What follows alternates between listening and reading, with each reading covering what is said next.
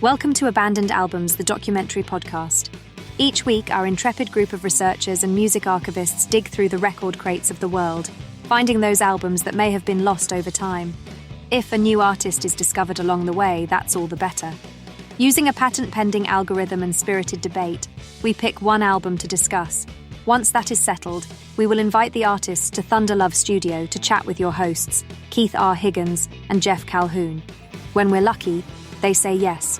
Our mission with Abandoned Albums is simple: to make sure artists' recorded work remains, or in some cases, lands on, the cultural radar. We invite you to sit back and relax. Thank you for joining us.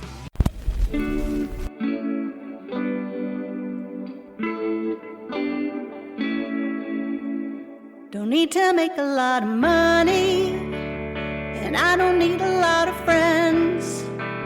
Don't need to live up in the penthouse.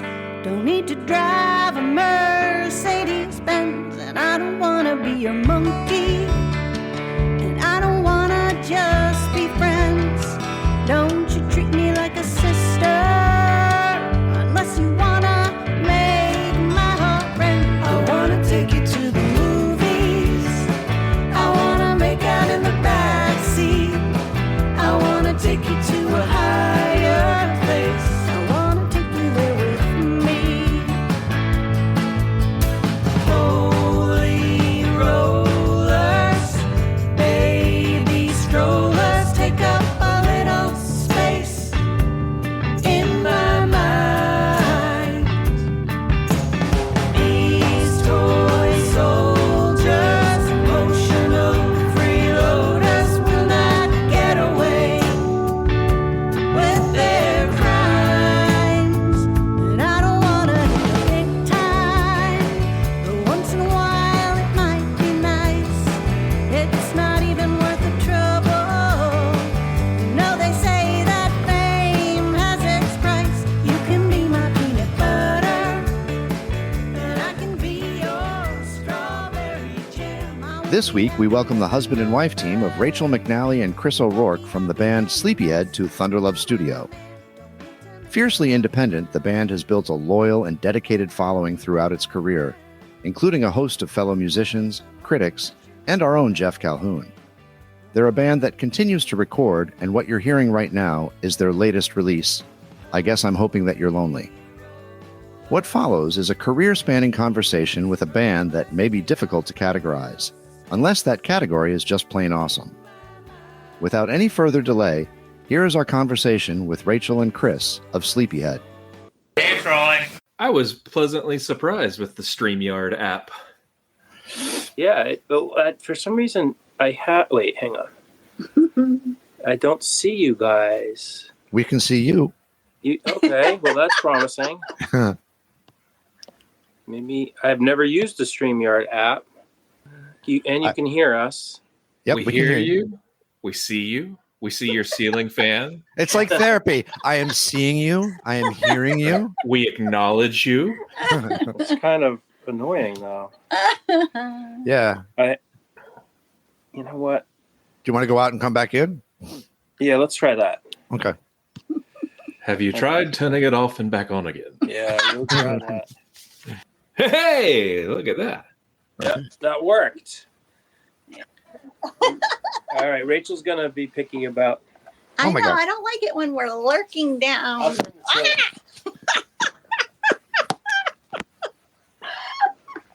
Spinning's gonna drive. I know you're No, not but doing we video, do- but Wait a second. We do utilize. we'll get this. We're teachers. We taught on Zoom during. So we do pandemic. use the video element to do sweet. stuff like this. Oh, How's that? yay. Cool. Welcome, Chris and Rachel from the band the rock band Sleepyhead. Yeah. Welcome. Very nice to meet you guys. I always point the wrong direction. That's Keith. I'm Geoff. We're Abandoned Albums. And wow. Chris. So, Keith, I want to start off our conversation by talking about sequencing.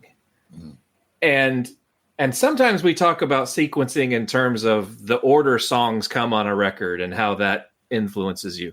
No, No, I want to talk about sequencing in terms of discovery and how in your brain we establish a catalog of things that, depending on when you discovered it, you may think. So, for example, Sleepyhead is a band that, and I was just holding up for the listeners at home that can't see the audio, I'm holding up a lovely vinyl copy of the Sleepyhead album Starduster, which I discovered in a skateboard shop that happened to also sell CDs, and was one of those things where back in 93, I think? 94?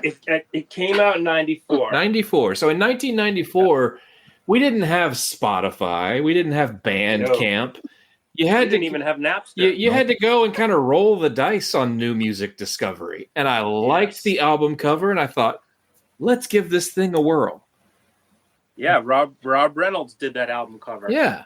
This album came into my life before I discovered Superchunk, before I discovered Yola Tango, right? So to me, this music almost predates all of that Merge Records catalog that came later in my life. Like, you guys are foundational indie rock to me. Cool. Awesome. So it's, and I know that if I were to ask Yola Tango, is Sleepyhead a major influence on you? They'd probably say, who are you talking about? Maybe they know you guys. Maybe you party. Well, you just wait till we start talking about this album, because the original version of most of these songs were recorded in our rehearsal space that we shared with Yola Tango at that time. What? So Look there at that. you go. Serendipity. What?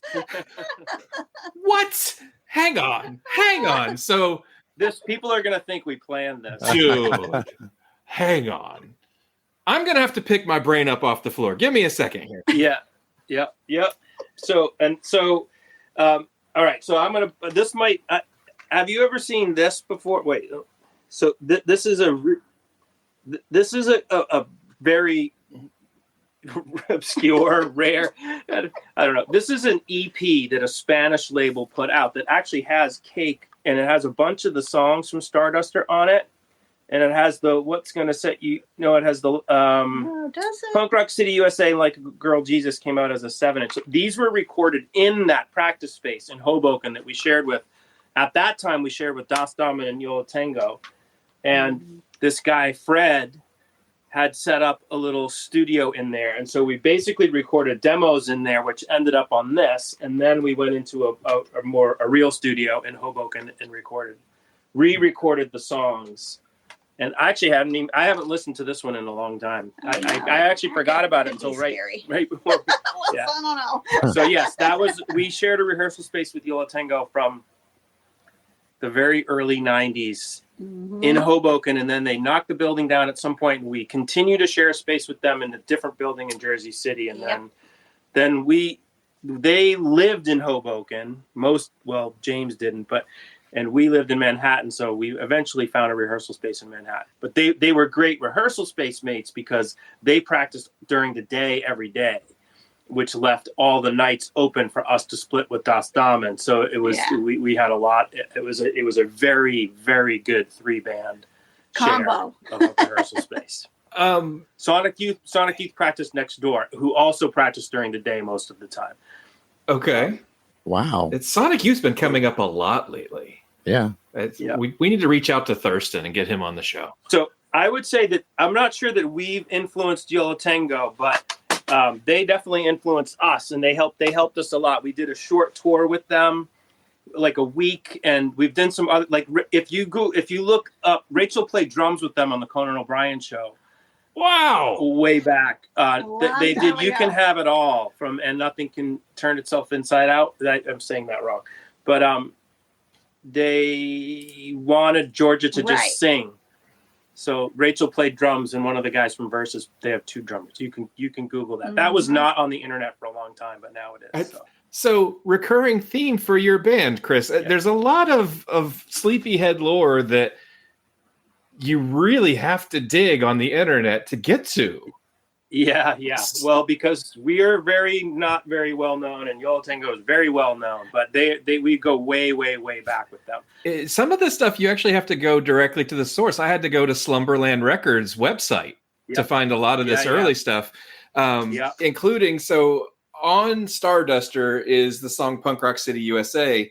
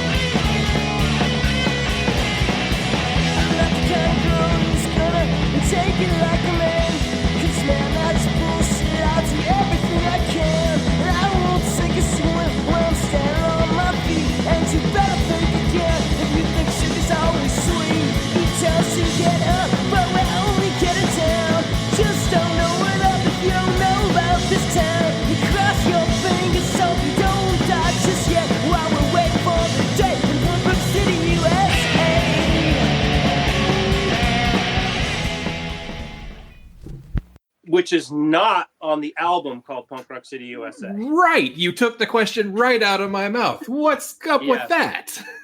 Just seemed like the thing to do at the time. I don't know. We just were like, I think, you know what? I think what it is after when we made the first record, which we also made in New Jersey at a studio, a very weird studio in Orange, East or West. I don't remember.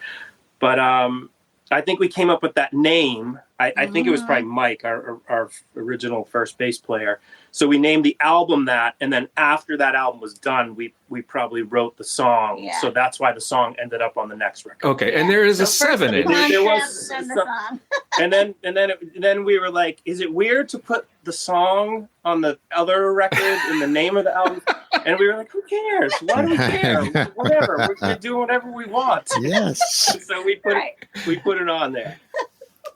Speaking of Mike, there is some connection to this half-cocked film that I would love to explore because, and I recently rewatched it as I was preparing for our conversation. I rewatched that movie and I thought so here's where we part ways a little bit is I am a musician. I've played in a bunch of crappy garage bands and since I was knee high to a grasshopper, Keith's never had the burden of playing in a band and understanding. There's like 2 guitars hanging behind him in his room there. I'm happy to share the story behind each of them. One of them, one of them is a Paul Westerberg. Whatever Paul Westerberg had a deal with a guitar maker, and I saw it on the streets of Brooklyn for $20. I'm like, okay, I'll have that. Okay. And definitely. The other 2 guitars I found on the street. They're just being thrown away. Okay. So, good. That's good. You know, one day I'll get around to playing them. There you go. Never too late. I will teach you soon. Okay. But wow, that flick takes me back to all the horrible ideas that we had as high school kids being in a band. And on, I forget where it is. I think it's maybe on the liner notes of Future Exhibits or Future Exhibit Goes Here. Right. There's some reference to the Sleepyhead travels were the impetus for the stories told in that movie. Yeah, well, it was Mike. I mean, that really was Mike. I had absolutely nothing to do with it, really. Rachel was Rachel is in it for like the shortest little scene. Invisibly. My role was the line producer for the shoot. And so it was very funny because Mike and Suki, now his wife, they wanted to do this film, and I had taught Suki how to sew, and in like to make a dress. I think she made a dress or a skirt. I forget what it was. But in the process of me teaching her how to do that, she kept saying, "Oh, you could be a line producer. Like you're good at explain." And I mean, we're both teachers, and so I thought, I wasn't at the sure. Oh yeah, you weren't. That's true. But you grew up with teachers. You had it was in his blood. So I fell into that in a very backwards way, but it was super fun. So it was a year that I wasn't teaching. Or was I? Were we down there for a vacation? The shoot was not that long. That could have been in the summer. They shot that really fast. It was a couple weeks though. Right. And in any case, so I was like the organizer. And so like food cooker. Right. I was giant like pots of stew and.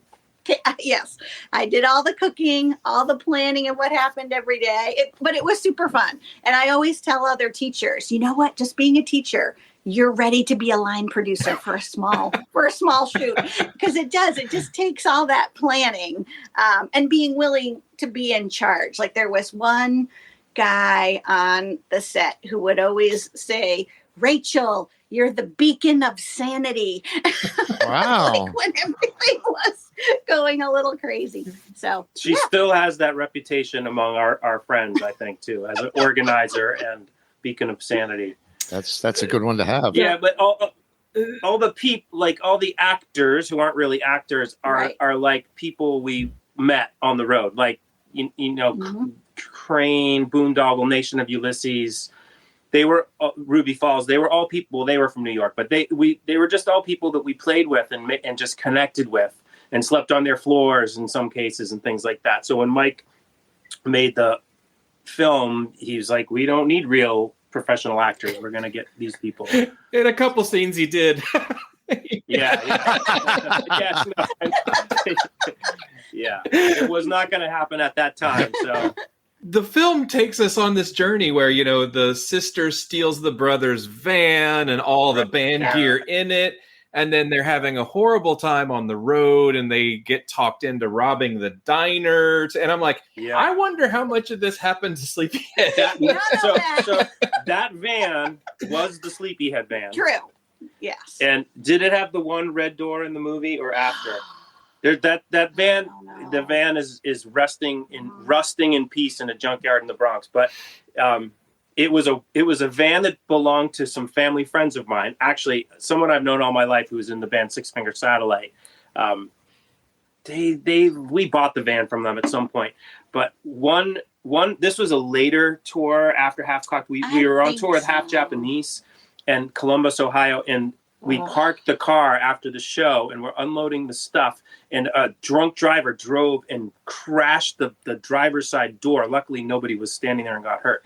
We found the van was white and blue, but the junkyard only had a red Ford door that matched it perfectly. So for the rest of that van's life, that had one red door and the white and blue stripes. Red, white, and blue. But I think in Half Cocked, it still had its normal door. Think so. Yeah, I don't think it had the red door yet. Right. We never robbed anyone. We definitely never robbed anyone. That's your story, and you're sticking to it. Yes. But I think what comes across in Half Cocked are just the many moments, the slow moments of a tour, which are real. I mean, I remember we would always get our outfits at thrift stores, and I would just buy cheap novels. So that was my escape from any boredom. Like I can block anything out and just, disappear into a book. So I didn't actually ever feel bored on a tour, but there certainly is a lot of waiting around. And obviously no phones in those days, no internet to no GPS. No GPS. Remember the days the Rand McNally was your friend or enemy. Exactly. No, I think we were sitting in a room. We just straightened up in our house. There was an atlas that was, I'm sure, from back then. Yeah, it's on the shelf. Or the booking agent would print 8 pages of directions and. But it wasn't pages; it was scrolls from the fax machine. Yeah. And as the tour would go on, they'd get pale. Like it wasn't a good ink. So that's why we got lost in Louisville. Yeah, exactly. Yeah, it doesn't happen anymore. Yeah. Those were fun times, though. Absolutely. And those people we still are. Those people, we still have that connection that will never go away. Yeah, like the house in the movie, we stayed there. The Rocket House. The Rocket House in Louisville. If we played in Louisville, we would be crashing on those floors. So some of the scenes where the band's practicing in a room, we practiced in that room. Yeah. Yeah, it was great. And you are featured on what is really, in hindsight, a pretty stinking great soundtrack. Yeah, definitely. And Mike would he's very I can't speak for him, but I know he's very grateful that Matador and Gerard Cosley helped him the soundtrack helped get people to know about the film. Mm-hmm. For sure, because it was on Matador. So yeah. What from that Starduster record? What is CB? One of the songs is CB. Yes. So there's a movie called Out of the Blue, and I think it's Dennis Hopper is in it, and it's the main character her name is CB, because it's a truck driver reference, and so like her nickname was CB, and I got the idea for some of the lyrics from the movie, which I have not watched in decades. Okay. But yeah, it's called Out of the Blue. Yep, look at that. See the YouTube that you can. We'll have to put the trailer in the show notes. Yeah, I should go. I don't know if that movie holds up. It probably does, actually. I haven't watched it in a long time. Well, the song holds up. Yeah, okay. That's all that matters. That was we used to play that song pretty much every night. That was a really fun song to play. I tell you what, I have certain playlists that I think we all probably have like a greatest of all time type of playlist floating around somewhere. The song Cake is on every version I've ever made of that. Cool.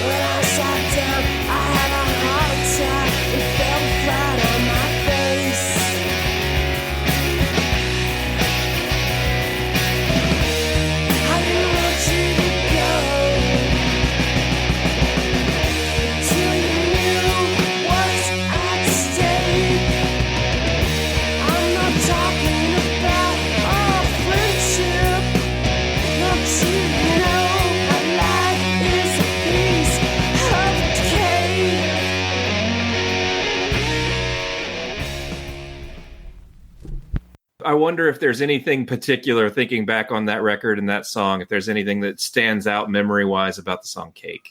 Yeah, I can say one thing. That was one of my favorite songs to play. Yeah, and if there was one that I would want to revive, that would be on my short list of very old songs. And part of it is the drum beat at the beginning of the song.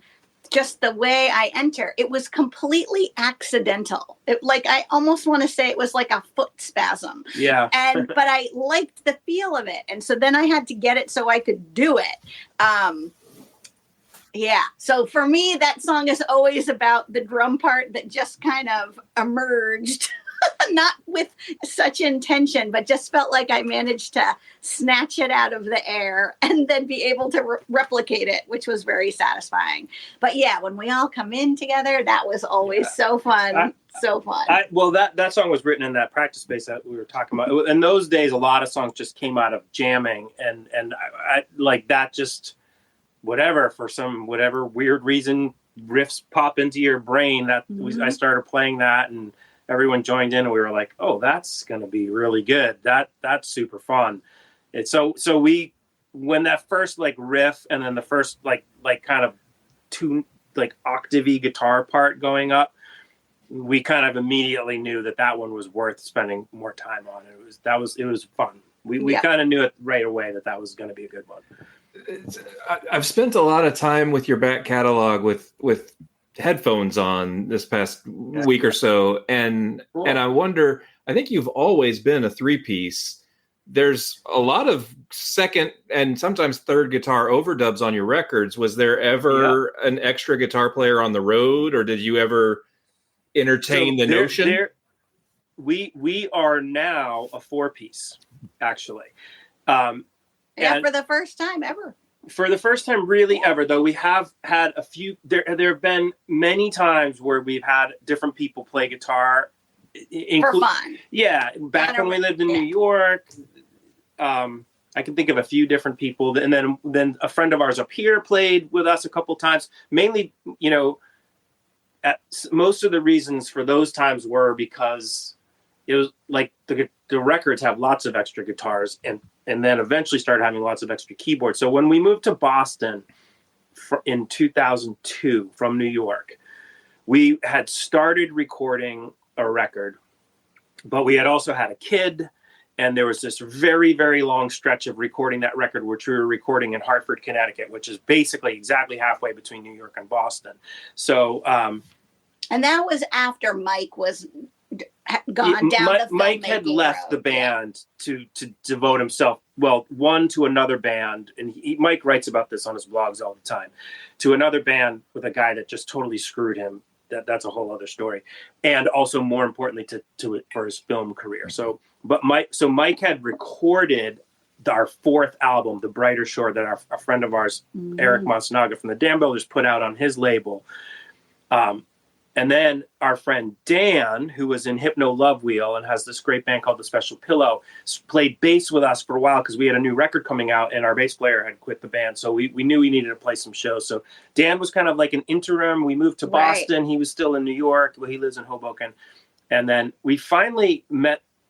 We had 2 kids, so we never ever really stopped playing. I don't think there's a year that we haven't never played like at least a couple of shows. But it was obviously slow when our kids were little. And then we met this guy, Derek, who teaches at the high school that Rachel teaches at. And I know when the first show we ever played for us, someone asked us to play a John Kerry benefit in Providence, Rhode Island. So it was whatever year John Kerry was running for president, which I think 2004, right? Yeah. So that's what we started playing with Derek, and he teaches with us, and he lives near us, and our kids are the same age, and his wife was our friend, sadly his late wife now. But so we started playing with Derek, who is a phenomenal bass player, like definitely a different level of musician than either of us or even anyone we played with. And it was great, but we were still a 3-piece with him. But then he's also a keyboard player, and he got a Wurlitzer electric piano, so playing a lot of keyboard. And we played for many years, like of the last 10 years, as a 3-piece where Derek would play bass on half the set. 20 years. Actually, that's true. For 20 years. But what I'm talking about is when Derek started playing more keyboards. So we would play a lot of shows where Derek would switch between bass and keyboards. And then when he played keyboards, there wouldn't be a bass. Right. And that started to drive him bananas. Yes. And there were certain songs, we would have these debates like, well, we can do that keyboard song with no bass. But then these two, no, it's better to just not do it at all. So then that led to us getting this guy, Ani, to play with us. Actually, what really led to us getting Ani, who we've been playing with for a year now, he's great. He also temporarily taught at their school. Yeah. He also brings the average age of our band down because he's 30 years old. But he's a great bass player. And Derek had been playing some of his solo music with Ani. And Derek can play pretty much everything. So he started playing a lot of guitar, and he's like, I want to play some guitar. And I was like, okay. So he started playing guitar, and he's like, why don't we then it was really weird to not have a bass player, 2 guitars, no bass. So, so we had our daughter do a couple shows. Yes. Our son is one of the people who's played guitar with us. And our daughter has played bass with us. Mm-hmm. And now Derek switches between guitar and keyboards. Cool. Yeah. And we are truly a 4-piece now for the first time ever, which is so fun. And it's opened up all these I know, like we're talking about the old stuff. I'm just getting like a lot. We have a bunch of new songs where I play acoustic guitar and Derek plays the Telecaster, plays electric guitar, Ani plays bass, and it's just been super, super, super fun to be in that zone. It makes everything a little bit easier. Like certainly to replicate what's recorded, having a fourth person is very useful. Right. And then another shift in our music in the past like 10 years has been very much a lot more 3-part harmony where both of us are singing and Derek is singing. And that's also easier not in a trio, you know, because if there's just one guitar, it kind of has to cover everything. So all of this is like just we were a trio for a long time to get back to the original question. Yeah.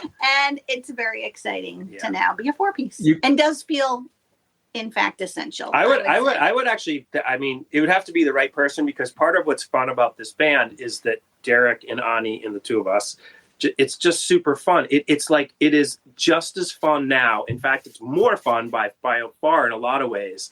I mean, one thing is like when we practiced, when Starduster came out, we practiced in that building in Hoboken. It took us like an hour and a half to get to our practice space on the subway in New York and the PATH train, and then like a 2-mile walk to the practice space. And now we can go into our basement and practice, you know. And Derek lives like 5-7 minutes from us, and he has a band room in his house. So Ani lives in Framingham, which is a little further away, but. We just play music. It's funny because in the Starduster days, we played music we practiced like 3 times a week. Yeah, for like 3 hours at a time. Totally insane. And then for a long time, it was much more focused. Like if we had a show, we would practice a bunch of songs, make sure we're ready for the show. And now we're kind of back to like playing music all the time. And it's awesome. It's super fun.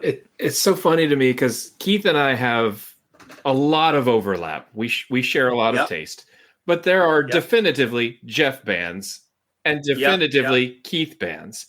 Yeah, that's good. And your band lives in both spaces simultaneously on different ends of your career because if you listen to Starduster, you go, that's a Geoff band. Holy cow.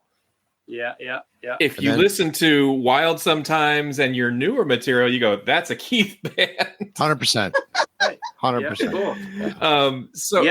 In one sentence on the website, you describe yourself as, and I want to capture this right,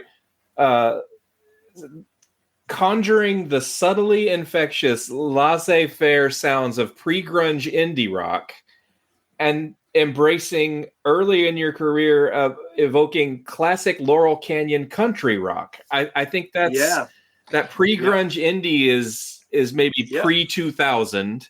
I want to add to that quote this one that I got: a scrappy sound that balanced the hooky sweetness of indie pop, the buzzing guitars of indie rock, and this is the line that got me, and a little bit of AOR swagger. For sure. Yeah. So I think what it is so like the indie rock thing of the 90s that we were like that's like built into our DNA, I guess, right? Like that's like the band started, that's what we sounded like, and that's there somewhere. But we like all kinds of music, and for us, like I love Tom Petty and the Heartbreakers as much as I love my Sonic Youth and My Bloody Valentine. So there's a Mark Maron bit on Tom Petty. Oh, because everyone loves Petty. I haven't. And it can solve all the world's problems, you know. If we could all, like Trump, listen to Petty. Yep. Well, how are we going to communicate now? And he's like, well, come on, man. You know, we're all Americans. And I'm like, no. Not enough. Not going to be enough. Well, come on. Everyone loves, Tom Petty and burritos. Yeah, that's true, but I don't think Petty is enough to bridge this gap. I just don't think that he has that power at this juncture. Well, it's funny because when Trump tries to use like "I won't back down" in his rallies, the petty estate like gets on his case. Yeah. When you mentioned Mark, how do you say his Mark name? Maron.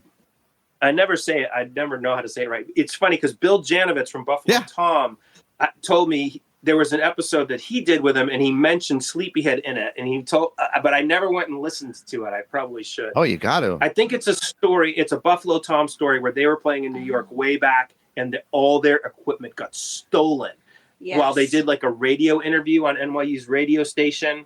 And Mike, I think, out of their van. So we just loaned them our stuff that night, and I think that was like cemented up. Okay, these are good dudes. So I hooked my station wagon to their trailer and we drove off together. What Connie felt, she kept to herself. Pulled into a pretty grove of pines and made ourselves comfortable. Then I heard music. I also think we've all gotten to be better musicians, and we've worked at it, and better singers. And like these are all things we've really worked on. So it's a grow. We feel like we're growing, and we don't I don't feel like that necessarily. The stuff from the '90s we love, and I'm super proud of it, and it's still part of us. So I think for a long time we really didn't play old music. Like Derek never played on any of it anyway, and Ani certainly didn't. But we what's going to set you free? We play a lot. In fact, our son is like, you guys got to play that. That's like your most played song on Spotify. We're like, okay.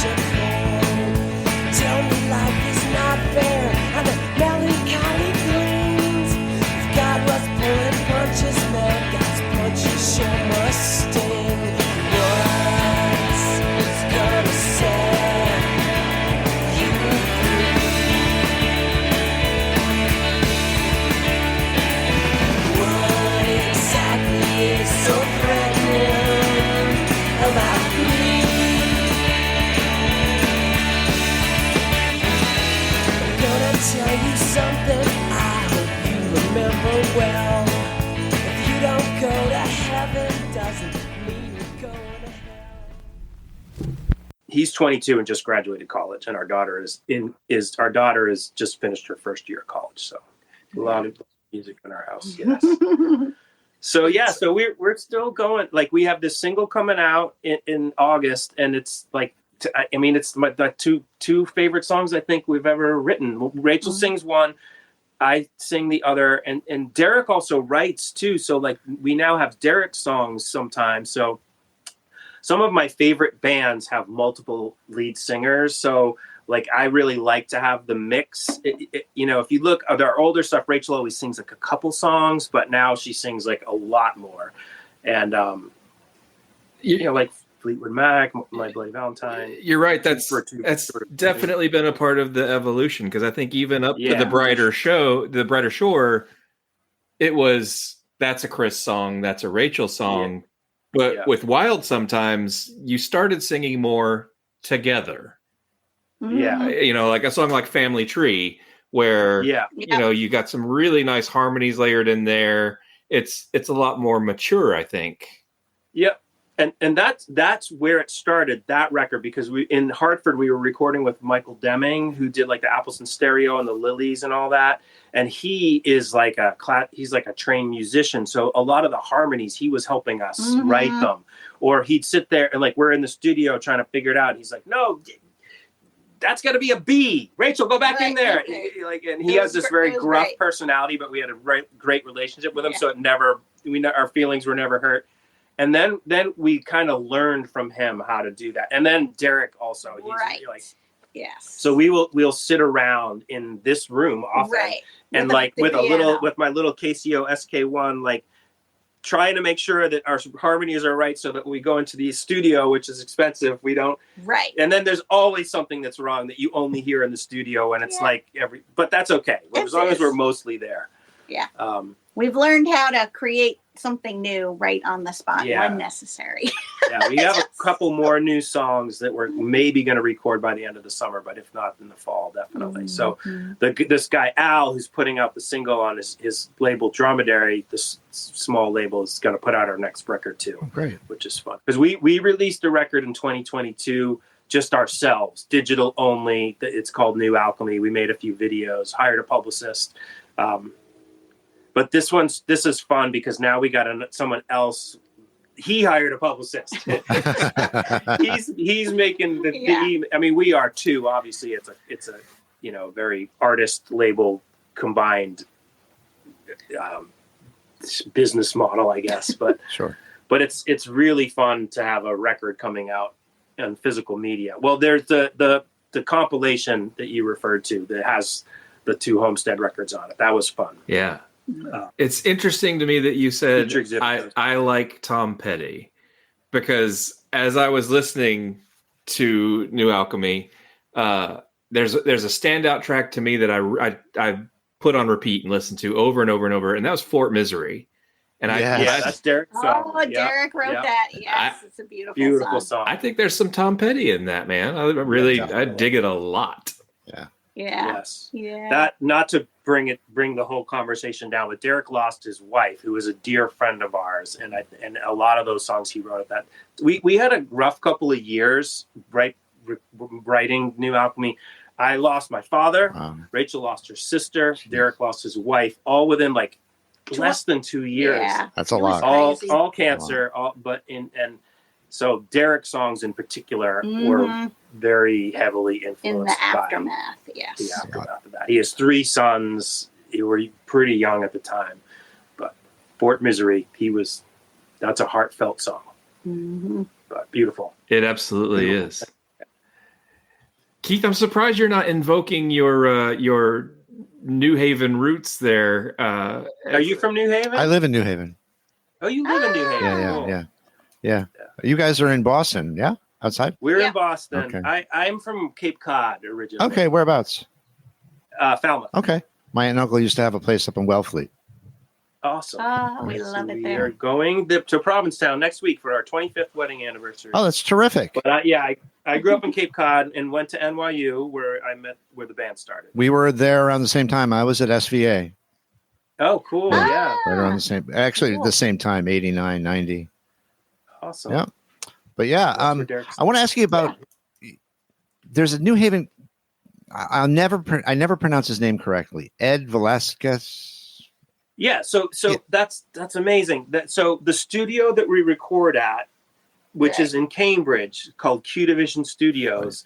Right. Ed is the studio manager, engineer, does everything there. Okay. So we know him through Q Division Studios. Now he's the owner. John Lupper has produced all our most recent stuff and will continue to do so. Okay. Q Division was the first Pixies record was done there, but in a different location in Boston. It's moved a few times. This is now their 3rd home, but this is the ultimate because they bought the building. And okay. So Ed, we see Ed. Do you know Ed from New Haven? I know. We have similar people that we know, but he's an awesome guy. Yeah. Awesome guy. We changed. Big fan of pizza and a big fan of the Replacements, if I remember correctly, because I'm sure we bonded over the Replacements because there was a Spanish rock band called the Ride-Ons. I never heard of that. That I tried to track down, and they had recorded at that studio. So I contacted the studio. He was kind enough to reply to me. And I said, "Oh, it reminds me of the Replacements." He's like, "I love the Replacements." We went back and forth a few times. He sent me a stack of CDs. Cool. Yeah, it was really sweet. Tommy Stinson just played a little mini show at the studio a couple months ago. Oh, really? We couldn't go to it. Yeah, we didn't. I got to see him in a backyard last summer. That was cool. So we saw the Replacements when they reformed for Boston Calling. Back when Boston Calling was a much smaller festival, although that was amazing. So I saw the Replacements on the Pleased to Meet Me tour when I was I guess I was in high school. Same here. Yeah, 87. And then I I have a very sad replacements story. I had tickets to see the Replacements. I think the Orpheum in Boston. When I was still in high school, so my girlfriend at the time and 2 other friends, we had 4 tickets. They fell out of my pocket while we were like getting lunch or dinner or something, and that was it. We didn't get to go to the show. Oh no! Did you still have a girlfriend and friends afterwards? Yes, I did. They were very nice about it. Good. Very nice about it. I'm very glad that I had seen them before that. But then the show that we saw them in Boston Calling was amazing. They were great. I got to see him 3 times. Never ever been disappointed. The Pleased to Meet Me is still my favorite. That is to this date the loudest concert I've ever seen. I remember that being really loud. That was at the Living Room in Providence, which is like it's a pretty small place. Medium size. Yeah, not that big. Yeah. Who did I see there? I think I saw Buffalo Tom. I saw there. Yep. And the Gin Blossoms. Mm-hmm. Yep. Yeah. So growing up on Cape Cod, Providence is actually a little bit closer than Boston. Yeah. Definitely easier to go to. Yeah. So, and I had some friends in Providence who were in college, a little older than me. So I saw a lot of shows in Providence. And then Sleepyhead actually lived in Providence for a summer when we first started the band. Oh, wow. Mm-hmm. Right? Because our summer of 90. Because we found like a sublet from some Brown students. It was so incredibly cheap in this giant Victorian house. And we had a practice space lined up with our friends at Six Finger Satellite. And Perfect. It was actually the guys from Rick from Velvet Crush that helped a lot to get our first single put out. Yep. Who was a Providence band. Very cool. Very cool. It's all connected out here, Geoff. It's all connected. I still marvel when you say it's the loudest thing you've ever seen. I just think my first thought is I've got to get Keith out to a Melvins concert. Yeah, well, for me, it's My Bloody Valentine for sure. And it's the first time I saw them. I didn't have earplugs. I knew every one of their songs so well, and it was so loud that I could not figure out what song they were playing. It was terrifying.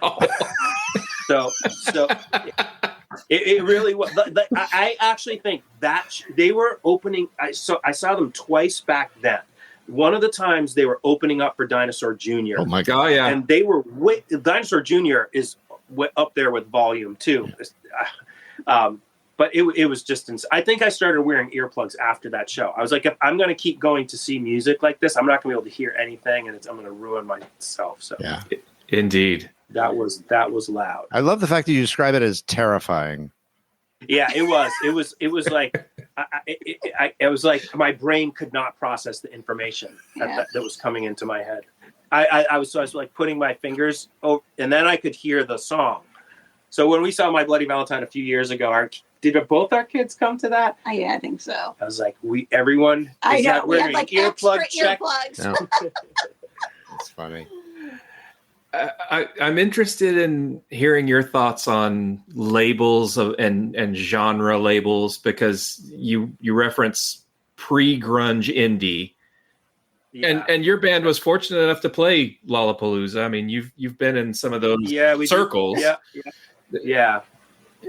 That was funny. We played with Royal Trucks and Cell on the small stage in Philadelphia, and like Dinosaur Jr. I think was on the big stage. Tool, Rage Against, big stuff. I don't know. I don't like. I mean, obviously, we're often called an indie rock band. In the '90s, there was this like love rock thing that I think was like maybe, and everyone who was called that was like the wrong name. I thought, and it bugged me at the time a lot, but. You can't really decide what other people are going to call you what they call you. Right. So, I mean, obviously we're sort of still an indie rock band, just if you mean that we're on independent labels, right? But I just think that we're a rock band. It's probably the easiest way to categorize it. Yeah, I don't know. Like we're gonna play like when we play this show at the end of the month, we've actually been learning a Beatles cover. We've never played a Beatles song ever. Oh, which one? And Your Bird Can Sing. Oh, nice. Good choice. So we had to sit there, and Derek and I figured out the 2 different guitar parts so we can. Yeah. And Ani doesn't even like the Beatles, which is kind of funny. He's game for it, but. Yeah, the love rock thing, that is an interesting phenomenon, because I'm going to read from the Slumberland Records site. 20 years ago, there was a thing called Love Rock, championing a youthful and naive approach to music. Love rock bands like Beat Happening and Love Child created a sound both joyous and dark. But they said Sleepyhead was at the forefront. Like, were you? Yeah, it's just one of those things. I think it's just like labels just are so weird. I think people care so much less about labels now. Oh yeah, I think that's a good thing. Yeah, you know, like there just used to be that thing where like, and I definitely, this is the way my mindset was too. Like anything commercial was just automatically bad back then. So I hear music sometimes from the 80s and 90s that at the time I was like, that is terrible. And I'm like, oh my God, that is so great. Why did I like just decide? And all the stuff that I like that was much more obscure, I also think is great. They're nowadays, like our kids, they do not, none of that matters to them. Right. You could be like the most bazillion selling artist or the most tiny obscure band. Mm-hmm. And if you're good, it's both good. So I love that change. I think is a healthy change for sure. Yeah, I totally agree.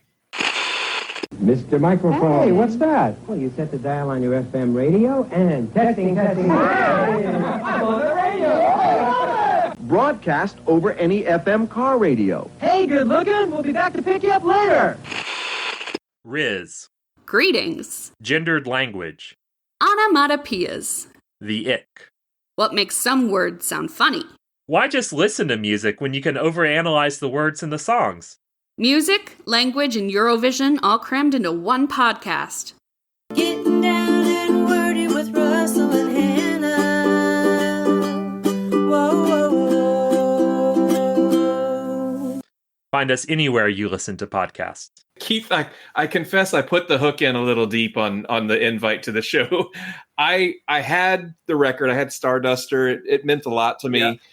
I started working in college radio, and I think a lot of people that have touched a college radio station are familiar with something called CMJ, College Music Journal. CMJ puts on a fantastic, or I don't know if they still do, but at one point they put on anymore. We have a bunch of friends who worked at CMJ. A fantastic music festival in New York.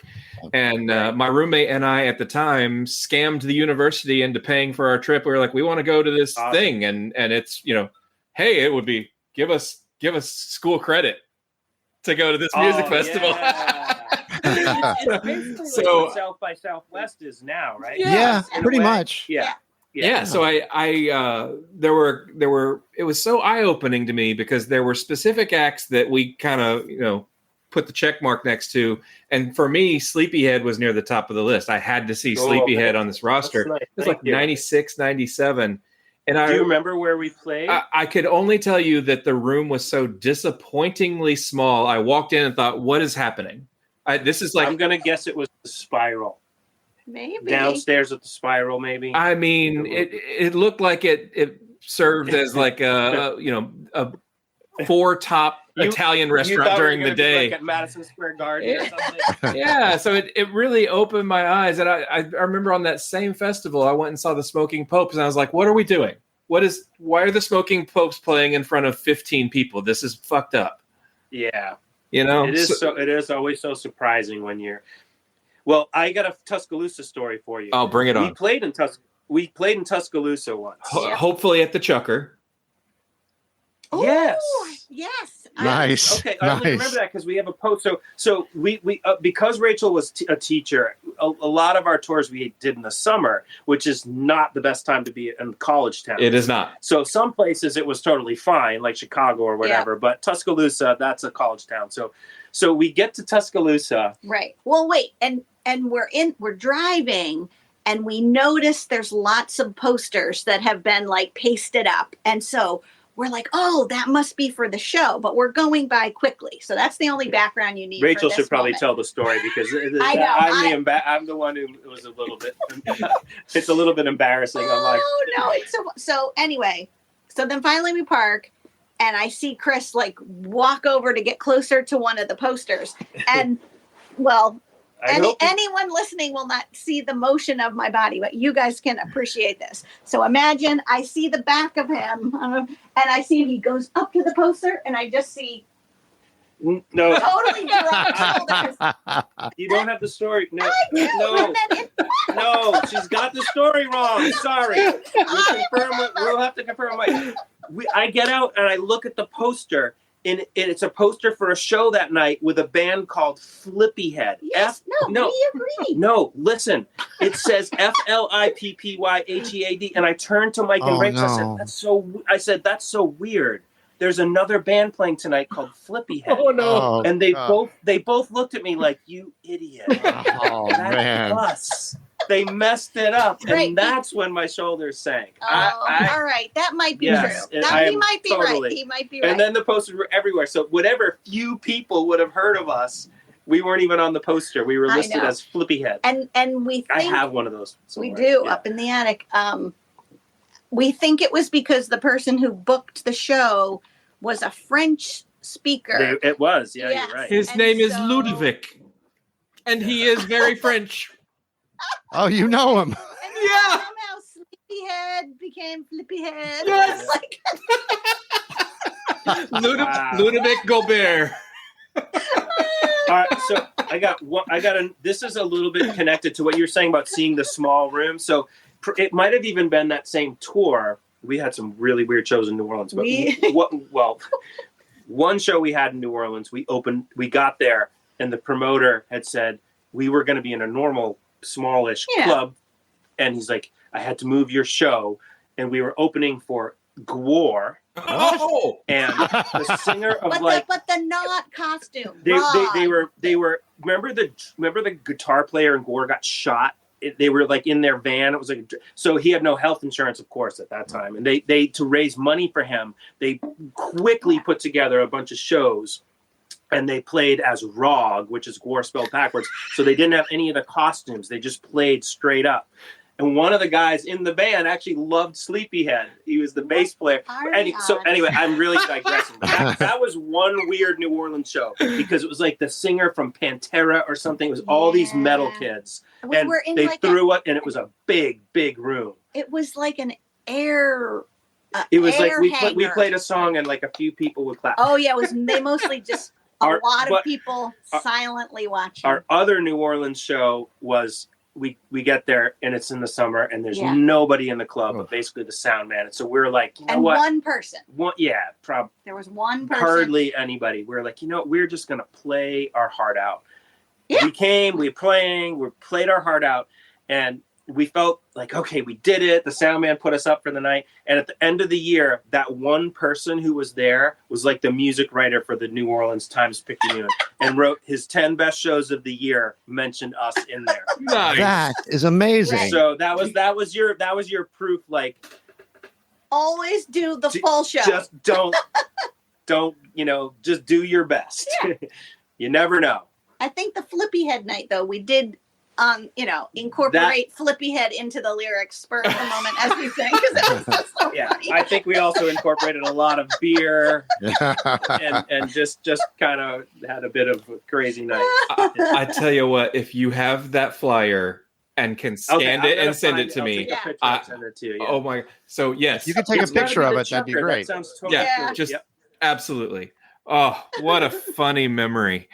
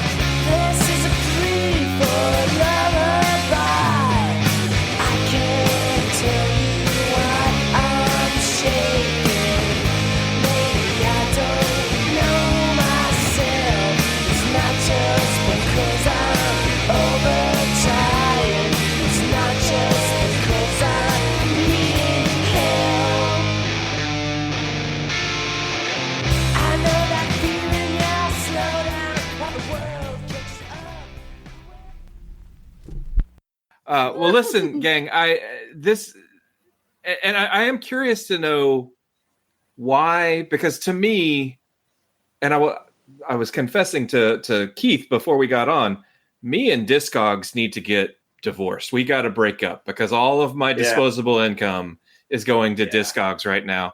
When I pulled Starduster up on Discogs and found a copy on vinyl for sale, I snagged it immediately. And to my very great surprise, it arrived still in the wrapper. There are still unopened copies of this record to be had out there. So for you vinyl collectors out there, just know that you can find them. You can find the Ulta. I also we have some of certain things. I keep thinking like I should put some of those on our Bandcamp, but then I'm like, and then I have to commit to shipping them. Then you got to go to the post office and you're mailing shit to Alabama, and you're like, well, who's this Geoff guy? You can usually find most of them are pretty cheap, actually, very cheap. So why the decision to bundle Starduster and Communist Love Songs into the Future Exhibit Goes Here release? Because you can't find Starduster on its own streaming anywhere. No. It really only exists as Future Exhibit. Right. It only exists as that. Yeah. It's basically the guy who runs that small record label. He just wanted to do it. He wanted to put those out. Communist Love Songs never came out on vinyl. It only came out on CD. So like he just put those two together, and it was a lot of that. It was really Mike and that guy who, Mike put the nice photos book together and everything like that. And we were like, yeah, let's get that out there and be more accessible for people. And obviously Homestead does not exist anymore. So, right. So it's good that people can find that now. Yeah. And speaking of vinyl, you have a new 7-inch coming out. Yeah, we got a new 7-inch. I actually think we're going to get the test pressings relatively soon. So, Katie had done, took a hit, she was gone. What do you want me to do? I'm trying to hang on to the dead new mom, though I honestly don't have a clue. Is this even real? Do you feel like I feel? 'Cause I feel like I might have come through. First light at dawn, look, the fog is gone. There's nothing out there obscuring the view. Out of the clear blue sky, this is too good to be true. I'm alive, double wide, feeling new. These busted lullabies, they do not do what they're supposed to do. I'm not tired, baby, neither are you. Rolling along while the switches turn on.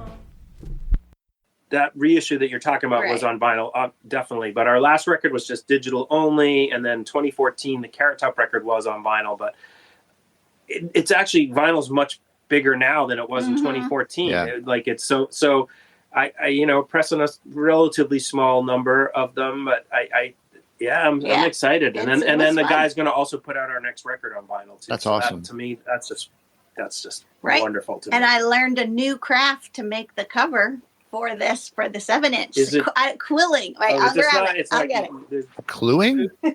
Yeah, Rachel made the cover. I thought you said quilling. Quilling. It is called quilling. It's like you're going to see. It's like these little pieces of paper that you kind of twirl. I think that's what it's called. We'll check. She's getting it from the dining room, I think. Interesting. I feel like this is some cool inside trading stuff. Yeah. Oh wow. So can you see? It's like it's actually 3D. Yeah, it's like paper. Oh. Little strips of paper that you roll up. It was so fun. I like to make I'll things. send you a copy of the actual cover with the text, but you can it's very see cool. you can see the shadows from it. Yeah. Very cool. Was it very hard to make?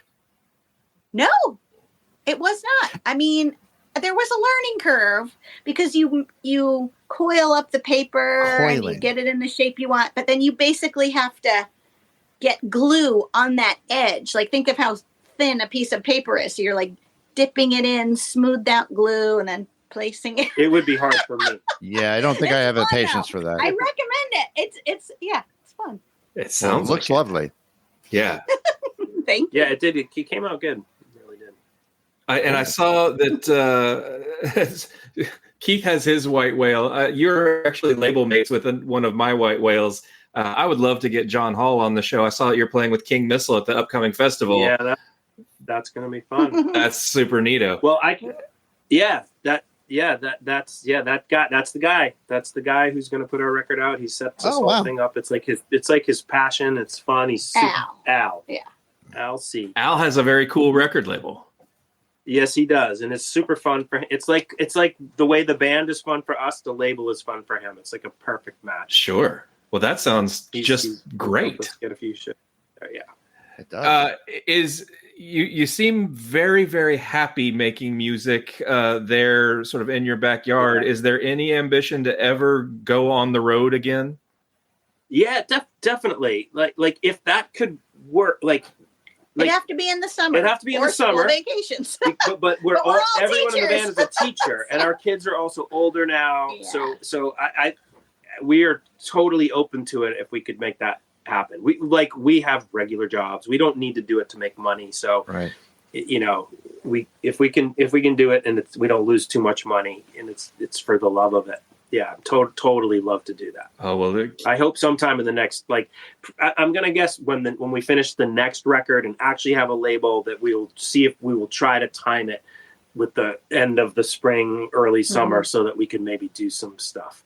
We've done a few little things, like we made it down to Chapel Hill. Mm-hmm. It's been a few years. Yeah. Mostly lately, we're just in our little Providence, New York City, Boston. Yeah. Do you ever play in New Haven? Does anybody ever play in New Haven? We have no contact. Yeah, we have played in New Haven a long time ago. Yeah. But yeah, that's the kind of thing I want to get on, because I want to Brattleboro, Vermont, Northampton, Mass, New Haven, obviously New York City, places we can book a Saturday show. Yeah. And just go for fun, and then make it back to Boston the next day, and little things like that. Regional bands. I was talking to this guy Bobby who plays in Oneida, but he lives up here, and this other band was playing locally, and we went, and I was talking to him about it. He's like, oh, he had the same idea. Yes. He's like, that's what we want to do. Regional bands. It's like the 50s. It's like when there were these rock and roll bands that were regional bands before Chuck Berry and Buddy Holly. I think there were lots of little bands that would there'd be a little Midwest circuit. There'd be a little New England circuit. So yeah, there's an Ohio circuit for sure. Keith, it sounds like it's time for you to branch out, maybe get into Abandoned Albums concert promotions. Yeah, there you go. Not as though it hasn't crossed my mind. Oh, well, hey, Chris, Rachel, thank you so much for coming on and spending an hour with us. It's fun to hear your stories, and it's super fun for me to go back and just obsess over Starduster again. I love it so much. I will, if you're interested, I'll burn this CD and send you those other versions. They're kind of cool. I would love it. Yeah. I would love it. Eat it up. And we'll send you some pictures. I'll find that flyer, and we'll send you guys a link to the new single. That'd be great. And when does the single come out? August 29th. Oh, okay, good. August 29th. And then I like this festival we're playing on Labor Day weekend, Drum Fest it's called. If you buy the VIP pass, you get a free copy of our single. And he actually sold a bunch of VIP passes last year. So the good thing with that is it allowed him to press a little bit more, a bigger run of them, which makes them cheaper. Cool. Awesome. So I think the actual vinyl will be ready. We were a little worried it wasn't going to be ready quite by then, but it's looking good. It's ahead of schedule. So very cool. Well, when you start booking the summer 2025 tour and you're looking for an Alabama date, I'm your guy. Okay. I would actually I loved playing in the South. Yeah. I would love to get back there. Awesome. All right. So nice to talk to you. Very nice. You taking the time. Yeah. This was super fun. All right. Take care, guys. Thanks very much. Bye. Thank you to Rachel and Chris for making time to chat about the history of Sleepyhead. This episode of Abandoned Albums was written and produced by Keith R. Higgins and Geoff Calhoun.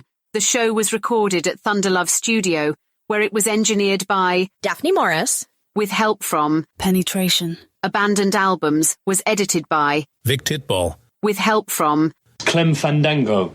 At the beginning of this podcast, you were treated to a diverse selection of music, including the soulful sounds of Forever by Little Steven and the Disciples of Soul, the indie vibes of Velvet Roof by Buffalo Tom, and the raw energy of Nevermind by The Replacements. Our theme song is Kiss the Earth by The Renegades. You can stream all of these artists wherever you stream your favorite music. The songs you heard during this podcast were their new release, I Guess I'm Hoping That You're Lonely. You also heard Punk Rock City USA, Cake, What's Gonna Set You Free, Solid Gold, and the other new release, Busted Lullaby. Be sure to check out the Sleepyhead Bandcamp page. You can stream Sleepyhead wherever you stream your favorite music. Please remember to support independent artists. Original music by Mike Pellegrino. If you like what you've heard, please remember to subscribe and leave us a rating. It helps other people find the podcast. Thanks for listening. Grazie.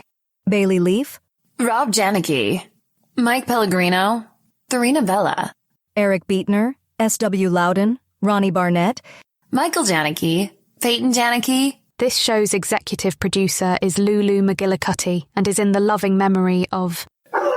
This is Thunderlove. Abandoned Albums receives funding from Damon Pharmaceuticals, the makers of Ben Affleck. Ben Affleck is the only chewable tablet made to combat stomach unease associated with mediocrity. Taken daily, Ben Affleck can help combat explosive gastrointestinal shame. You can find a multitude of flavors in the incontinence section of your local pharmacy. Ben Affleck, save yourself the embarrassment. The side effects include dry mouth, headache, anal leakage, muscle soreness, bad decisions, gender confusion, constipation, evil spirit possession, and banality. Use only as directed.